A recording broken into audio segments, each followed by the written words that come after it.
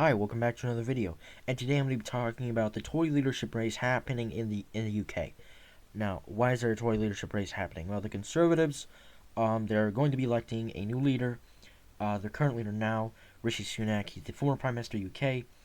Now, if you have no idea what's happening in British politics, the reason why this is all happening is because Rishi Sunak was their Prime Minister after some of his predecessors were forced to resign. Uh, Boris Johnson resigned out of some scandals. Liz Truss resigned out of poor economic results. And so Rishi Sunak was really put in a bubble where, he was really cornered in because the British public were really angry with Boris Johnson and Liz Truss, and they were looking for him to really turn things around, and it just wasn't happening. The polls kept getting worse. Rishi Sunak ended up calling a general election in May, and what ended up happening they lost that election. As you can see here, they lost that election to Labour. Rishi Sunak was voted out of office. So when the election started, the Conservatives had 344 votes, Labour only had 205, and the Liberal Democrats only had 15. What happened is you saw that the Conservatives lost over 251 votes, or seats. They lost 251 seats, giving them 121, and Labour gained 211 seats, putting them at a giant majority at 411. And the Liberal Democrats, they went into the election with only 15 seats. Very small, very bad, but they gained 64 seats, and now they have 72. Sure, they're still a lot smaller than the Conservatives and the Labour Party, but they also gained a lot. So both Labour and the Liberal Democrats gained from Conservatives. This was uh, looked at as the worst election defeat for the Conservatives in, I believe it was like over a century or something. It was really bad, awful, and Rishi Sunak came out the next morning and said not only was he resigning as the Prime Minister because he had to, he was also resigning as the Conservative leader, and that he apologized to the people the Conservative MPs who weren't able to win re-election, who lost re-election to the Labour MPs or to the Liberal Democrats MPs, or to other parties. There were other parties like National Frauds Reform. But I'm getting ahead of myself. So, interesting thing about this election is the turnout was a lot less. You'd think something like this, a very bigger turnout. There really wasn't, because people were like, oh, Labor's going to win anyway. The polls were in their favor. What's the point of voting? I mean, Labor won anyway. Like, they got 9 million votes, 3 million more, almost 3 million more than the Conservatives, and almost, they actually got 6 million more than the Liberal Democrats. The Labor got 6 million more than the Liberal Democrats. And they only got 33% of the vote, which is low, but they still won that big majority of 411 seats. So now, there is a Tory leadership race, and James Cleverly has been knocked out of the race, leaving these two candidates, Robert Jenrick and her, who she's really interesting, because if you did your research, and I did my research, Kemi, she has been she was in Boris Johnson's administration, and she was in Liz Truss's administration, and she was also in Rishi Sunak's administration government. And she was also put in Rishi Sunak's what do you call it, shadow cabinet. She is in Rishi Sunak's shadow cabinet. Now, what is a shadow cabinet? A shadow cabinet is the basically the cabinet officials of the opposition party. As of right now, Rishi Sunak is the opposition leader. He soon will no longer be opposition leader because he will be replaced by one of these candidates who will lead the Conservative Party in the next election. And the interesting thing about this is what I've been reading is that it looks like Kemi might win these next rounds of votings. Both Robert Jenrick and Kemi have the opportunity for this final round of voting to say, this is why you should elect me a leader.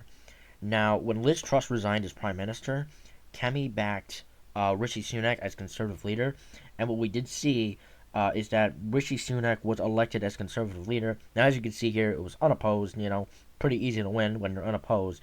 But for some background information, is that originally there could have been a three-candidate race. There was what was her name?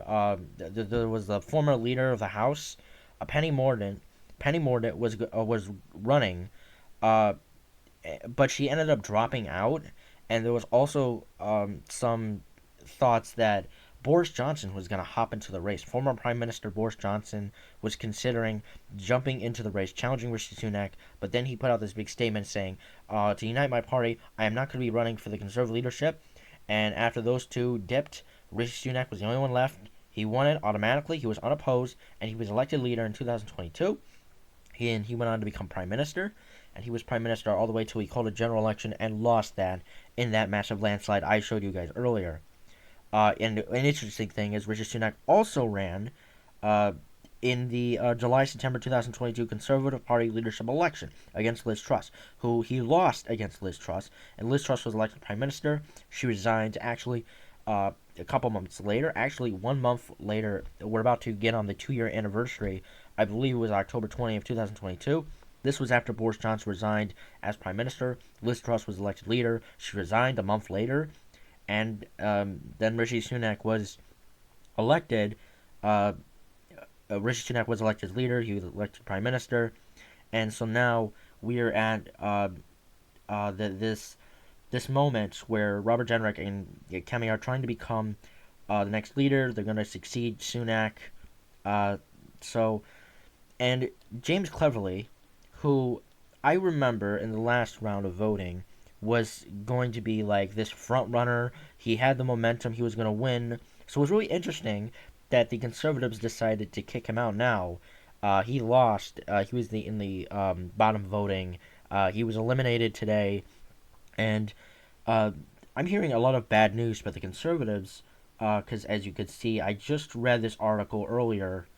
Uh, if this loads, all right. So what I read earlier is, as you can see, a Labor MP. Some of the Labor MPs seem very happy about this news that James Cleverly has been eliminated. As you can see here, audible gasp from Tory MPs at Cleverly's exit. Uh, my colleague said she had spoken to Tory MPs who were voting for their second candidate today because they assumed James Cleverly was certain of making the final two. So they thought that James Cleverly was going to be in these final two candidates. However, today that has not happened. That has not happened. James Cleverly has been voted out, and it seems that Labor MPs have been very happy. I remember reading a little bit earlier on Twitter that the Labor MPs are very happy about this because James Cleverly seemed as not as far right as these other two candidates, but these two candidates now uh, looks like that they are much more conservative, much more far right than James Cleverly was. As you can see here, this was literally 22 hours ago.